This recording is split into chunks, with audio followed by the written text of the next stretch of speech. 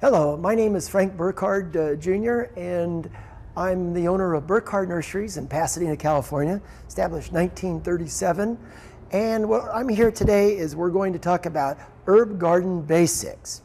Okay, some of the first things you must consider is when you're growing your herbs outdoors as opposed to indoors, it's going to be, again, a good sunny location would be preferable.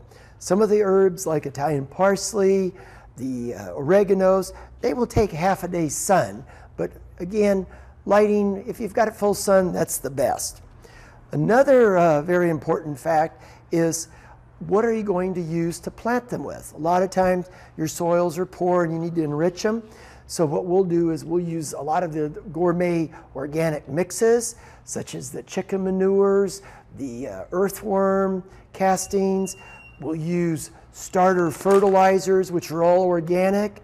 And then what we'll do is we'll till it into the ground and mix it down about 12 inches or so. And basically, for the soil prep, that's about what we like to do. Now, if you're growing them in a container, you're going to use a good organic potting soil. You're going to do a little, maybe a little handful of the starter fertilizer, mix it on in, level it on out, and then important is to make sure that you put the right type of herbs with the right type of herbs. Sounds silly, but a lot of times we'll have drought-tolerant herbs such as rosemary, oregano, thyme, and some of your other ones such as mint and basil might need a little bit more water. You can mix them, it's okay to do that, but you may have to make sure that the mint gets a little bit more water if it needs it, or the basil.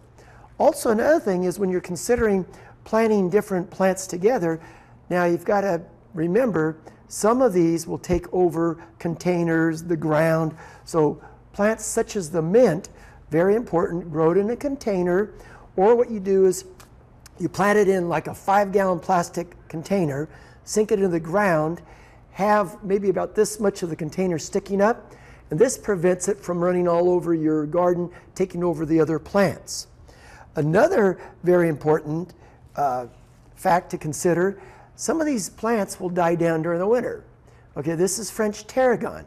During the winter it dies down so it doesn't die, so what you need to do is put a label so you know that it's French tarragon, it's just sleeping, it's going to come back. And fertilization we've talked about. If we use the starter fertilizers, then we can use a vegetable herb garden mix. Watch out for pests, such as on basils.